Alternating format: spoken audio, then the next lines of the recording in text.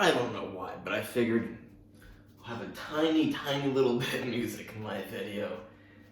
Okay, so I actually made a update video. It must have been on probably Monday. 30 minutes long. I'm gonna try to keep this one a lot shorter, so maybe you can even just skip that one. But in that video, I talked about how I'm doing. So I'm 7 weeks out from the competition, and I got really untrained because for the last like 6 months, well, until like a month ago, then I kind of started getting back into bodybuilding, but I was focused on boxing and my own physical therapy.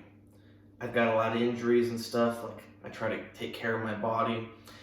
Can't always be focused on bodybuilding, although bodybuilding is very helpful for the body, just I can't go all out all the time. So basically, over the last really only very seriously for about the last 10 days, I've been doing a lean bulk. I think you can probably see the results. Like, it doesn't take me long, like 2 workouts in the gym, and my muscles are gonna fill back up as long as maybe they're not gonna fill back up 100%, but they're gonna mostly fill back up like they were at their biggest after about 2 workouts in the gym, so long as I get enough food in me. But I don't want to gain body fat because I'm 7 weeks out from a competition. But I also didn't want to just start dieting because my muscles were all deactivated. But I think I've done pretty well. I should go and do back today. I'm not sure if I'll do dumbbell rows or if I'll do barbell rows. Yeah, feels real good. Like the other night, yesterday, I did chest in the gym in the afternoon, and I wanted to go back at night to do back, but I was too tired. Like, I've been really tired lately. I think it's related to, like, I got sick a couple months ago, didn't even feel that sick, but it really affected my lungs and my energy levels because, it was most likely that. And I'm very busy. So yeah, today I'm planning on meeting up with some guys for dinner and drinks tonight, and I should study. But I just realized, there's about 1 hour before I should meet up with them. Should I study? My study room is over there. Or should I go to the gym? The gym's also over there. And, I don't know, that's a hard decision. I generally pick the gym. I generally put off studying. Don't worry, I still know all my medical stuff. It's good to learn the stuff they teach in medical school. I already know most of it.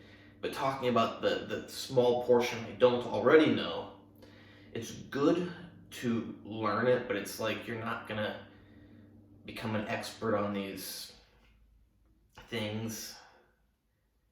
I do think, like, for example, the class I should study right now is like the microscope, what tissues look like under microscope and changes that happen to them. Like, that's good stuff. That's actually something I like learning. But the reality is, you do a course on that, one course. You're not going to remember that stuff that well.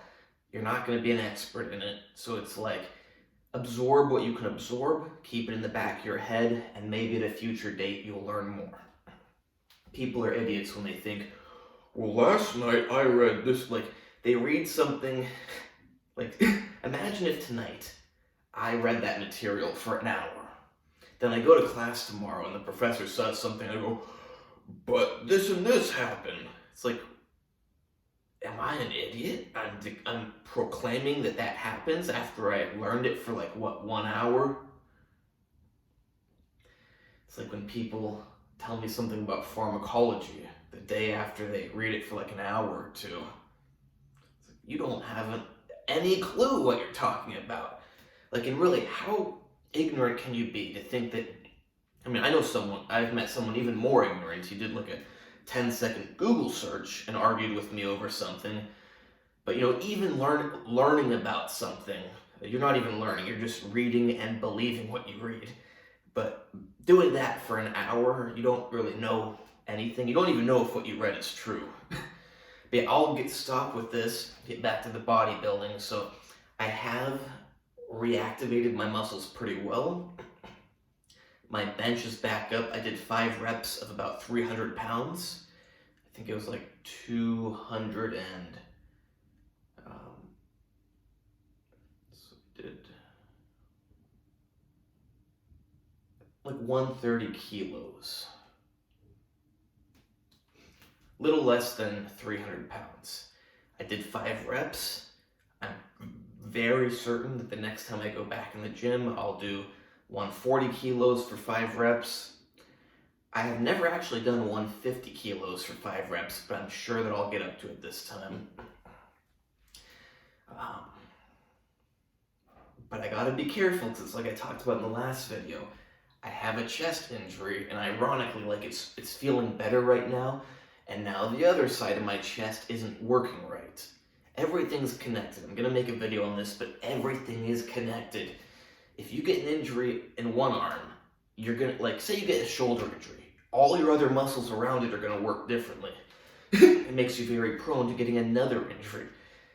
So with my chest, and this started months ago, where even just doing light 135-pound presses, this side of my chest started to like tighten up. The muscles weren't firing. My body is very protective. It's like when I got a mild injury here, I could physically still bench 315, 330. My body like shuts down. It just doesn't want to fire anything. For better or for worse, it's not that I don't have the strength. I do. But it just does not work. My chest muscles do not fire. Like my bench, in a matter of, really in a matter of one day, could go from 315 to 135, to the point where I can barely bench 135 because the chest muscles just don't work. Luckily, I'm doing something to get my chest to work. I know it gets it to work. I don't do it all the time, but I'm currently doing it because I like my chest to work. I also don't want to lose the muscle. Like, I don't know if I'd lose the muscle, but this has been going on for years now, and yeah, my chest is screwed up. I like to be able to use my chest, but also for a bodybuilding competition, I should get my chest pumped up again, and you can't pump it up barely benching 135 pounds. It's just the weirdest thing. It's like I can get my chest to heal, but then I go back up in the weight, and it's just like one day I'll do the heavy bench, and I feel it like re-tear. I know obviously the solution is just don't do the heavy bench. Yeah, that's why once probably I shouldn't go up to 150 kilos, like 330 pounds. Probably I should just, mostly bench like 120 kilos, 130. But yeah, when I reactivate my muscles, I need the heavy weight. Only that really raw, heavy stimulus reactivates my muscles. So it's like I gotta get up to that point so they're active. And then I can drop it back down and just maintain. Yeah. It applies to my whole body, like same with my rows. I can go into the gym and I can do like 70-pound rows all day long. My lats are not gonna pump up. I could do 80-pound rows, dumbbell rows, 90 pounds. 90 pounds isn't gonna do it. 100 pounds, that's kind of like maybe it can get them. But, if I say go and do 90 to 100 pounds, wait a couple days, go back and do 125 pounds for like 12 to 14 reps, do that for a few sets, my lats for sure are just gonna like blow up. Not because I gained muscle, but because it's how they are meant to work. If I don't make them work how they can, they don't. They don't get blood supply, they don't get glycogen, they don't get anything. But as soon as I put the heavy load back on my muscles, really, so I usually, to play it safe, I do a day that's like 70%, and then I do 100%. I don't know, maybe, I only really pay attention so much with the rows, so like I said, like 90-pound row maybe, then 125. But yeah, I do it in 2 workouts with a few days, 2, 3, maybe 4 days apart. It depends. Sometimes I pull some muscles when I first get back in the gym. Like I said, I was doing physical therapy, which means I was lifting very light weights just to try to... It's a long thing to talk about, so I'll just leave it at that. But yeah, within 2 workouts, my muscles can be almost back to their biggest. And that is what I've done. I know I'm not necessarily looking my best right now, but I do think that I'm looking 85, 90, 95% of my best right now. It's just that I've got too much body fat. And I'm still gonna get a bit bigger, so maybe I'm like 85%. I do need to diet down for the competition eventually, but I want to get to my biggest before I diet down. And I'm pretty confident that as long as I lean bulk, like it's not even I don't even know what to call it because I'm not adding muscle mass. As long as I reactivate while not gaining body fat, I know how my body is, and once I'm fully activated, I can drop my body fat pretty quickly. Like, obviously, I can't do it in 1 day. I can't do it in 2 days. But can I cram it into 5 weeks? Maybe. So I'm going to continue this lean bulk of sorts, at least another week. I mean, I'd like to do it longer. Like, really, I'd like to just bulk up for the next 7 weeks, but there's a competition. I can do the competition, therefore I need to do it. I know that's not the best logic. Just because you can doesn't mean you should. But you only have 1 life. I mean, who knows? Maybe we have more than 1 life. The world's a crazy place. Not that it's really that important to do a bodybuilding competition, but it's like, I can do it, so I'm going to do it while I can do it. So yeah, a little bit longer with this lean reactivation, and then I can't wait to actually lean down and see the nice results. But yeah, it is hard to lean down, mainly because I want to bulk up.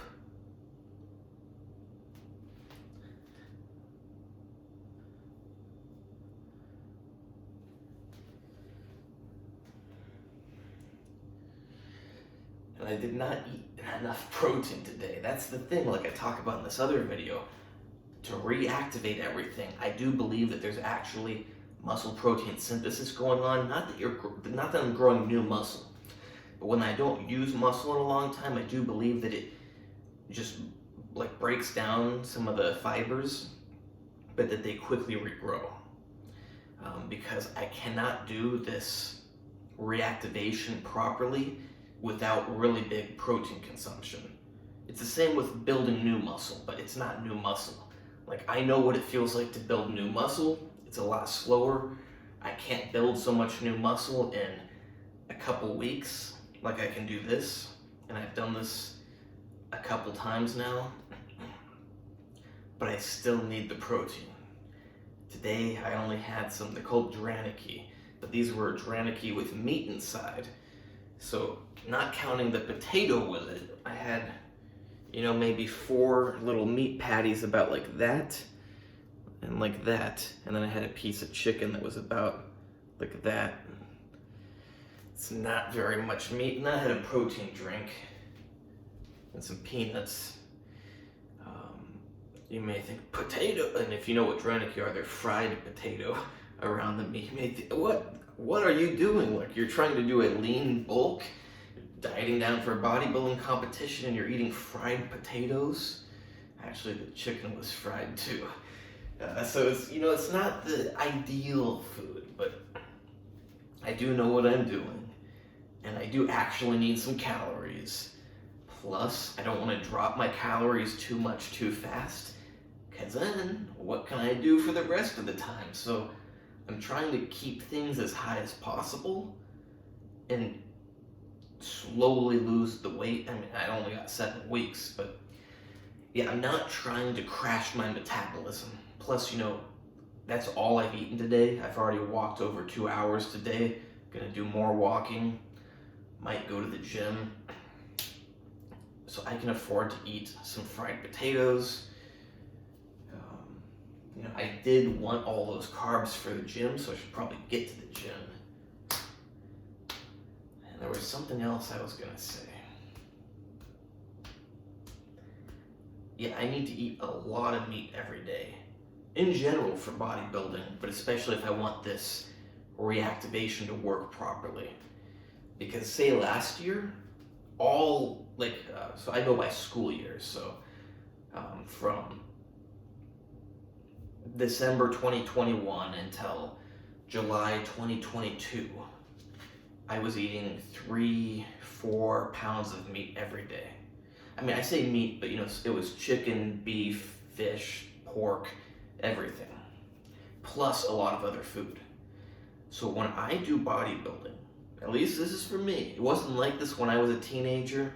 My body just was really strong, grew well. Maybe because I was smaller, I didn't need to eat as much. I think it's a combination of that plus the hormones.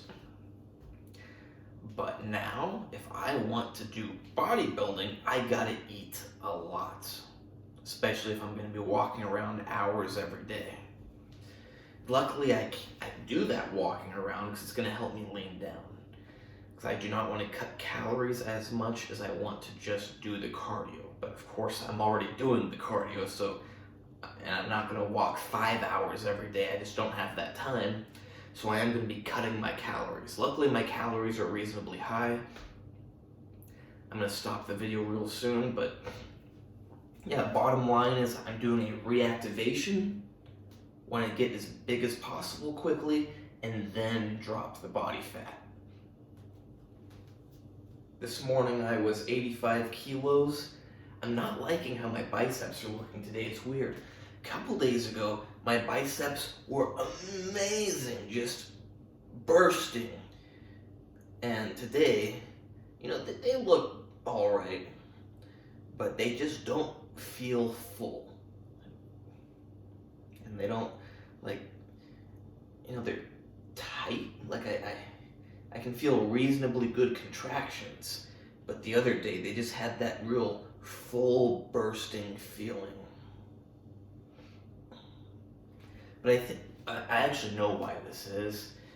This is something I've noticed even when I was very young. It's not like some secret, it's common sense, but after you work out, and I did biceps not only yesterday, but like the day before yesterday, and I can't remember if I did them the day before that, because I'm trying to get my biceps up. I'd like to have slightly disproportionately, this never looks good on camera. Trust me, it's my best pose. My lat poses are my best poses in real life. On camera, it does not look so good. But yeah, if I break down my muscles, they actually look smaller, and of course they don't contract as well, and they don't feel as full. Then I give them a few days to heal, and that's when they really just explode. So I'm sure within a few days my biceps are going to be even better than they were like yesterday or the day before. Gotta get these abs in and get rid of this side fat.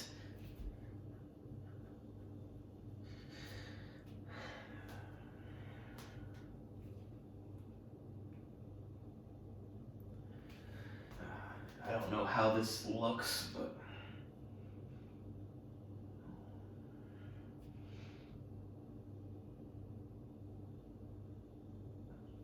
I'm also, my left lat is a little bit smaller than my right lat, partially because it doesn't activate as well. So I am working on activating it as well when I do my posing. And I'm going to try to hit it a little bit more in the gym. Something I can say about this front lat spread, which I consider to be part of my best poses. My best poses are front lat spread, whatever you want to call that, and then this, and then, I mean, I'm not even flexing because it just looks so bad on camera, but all of these lat poses are my best poses. I don't know, maybe everything's my best pose, but those are my favorite. But I look so much better doing it once I've leaned down a bit, because the bigger abdominal area just ruins it for me. But once that's like nice and tight, it just looks so good. On camera, you can't see how good it is, but in person, I just think it looks amazing when I'm lean and tight in here. Hope you liked the video. If you want, you can hire me for coaching, consultations, plans, whatever, on training, on diet, on supplements, on special supplements, medical stuff, but I can't give advice. I can only give information because I still don't have a medical license. I'll have one eventually, and then I'll pass that magical threshold where I'm actually a doctor. I think it's moronic when people are like, oh, it makes a world of difference. Oh yeah, so it's like one day you don't know anything, the next day, because you get that piece of paper, you suddenly know. No. It's like most people go to medical school, and I know a lot of people don't believe this. Maybe my viewers are different. Now, it's not completely true, you learn a little bit, but what I like to say is, go to medical school and you know nothing about, absolutely nothing about anything. That's how much you learn in medical school. Nothing. Now, I know you learn a tiny, I'm not exaggerating, you learn a tiny little bit of stuff. But to sum it all up, you know nothing about anything once you get out of medical school. Sure, you know that, smoking causes lung cancer. Ooh, high blood pressure, you should give blood pressure medication. Obesity, the person should eat less. Bacterial infections, we have antibiotics. I mean, this is sadly, you're gonna get these people that their whole identity is based around being a medical student, being a doctor, whatever, and they will defend this until the day they die. No, we learn all this. It's like, if you were actually a scientist and you understood these things, you'd realize that all of this is like all of this. It's nothing. And also, it's like, I'm not going to give a number, but a pretty big amount of what you learn is complete BS. So that's another hard thing about medical school. It's like, like I said, you should learn a little bit, but it's like, you don't even know if that's true. So it's like every little thing you think you're learning, you should double check. But most people double check by consulting the same resources. They learn something in school, then they double check by asking the professor about it or by reading online. It's like, no, the way you actually learn about something, there's two ways. Real life experimentation, and I clarify experimentation because people think that they learn, some people think that doctors know a lot because they've been working a long time. A lot of doctors do not. Why is that? Because they do the same thing every single time, and they only do things according to guidelines, so they don't learn anything. If every time there's a situation, you either do A, B, or C, you only know about A, B, and C. You don't know about anything else. You're like, well, we've learned that A works better than B. You're still confined to A, B, and C. The reality is a real scientist, medical person, doesn't just have A, B, and C. You have every possibility of everything. I don't know a great way to put it, but you're not confined to these little options. You actually figure out what is the best complex option. So yeah, working as a doctor does not necessarily mean you know much. You'll learn that out of the certain pre-selected options that you're allowed to use, that one works better than the other, but you only know about those. So how you actually learn things is real life experimentation, or by reading medical studies that are experimental in some sort of way. Now, the only issue with reading medical studies and scientific studies, three. One, they're often not done very well. Two, you don't know if they're honest. And three, they are not all published. Maybe number three kind of confuses you. I don't know. What that is that 100 people can do medical studies on something, but they have to submit their studies to a journal to get it published for other people, scientists, doctors, everybody to see. That journal goes, in theory they are completely unbiased, and they're like, oh, this is good science, this is good science. But in reality, it's like, this one supports what we want to say, this one supports what we want to say, so we're going to take those ones, and all the rest, nope. What do you think happens if there's a multi-billion-dollar drug that a company develops? They're going to probably pick the studies that support the use of that drug. And they're going to probably pick the studies that show that alternative treatments don't work well. Even if there's 10 times more studies showing the opposite, if you only pick that small percentage that show what you want to show, people think that's what's actually happening. It's sad how hard it is to get real medical and scientific information. You gotta rely on your brain, your eyes. What I mean by that is you gotta rely on reality. Not what somebody tells you, not what you read. That is like your first thing. You use that to maybe stimulate some more thoughts, but you can really only rely on reality. If you haven't actually done it and seen it with your own eyes, you don't know if it's real, or if someone just wrote it on a piece of paper.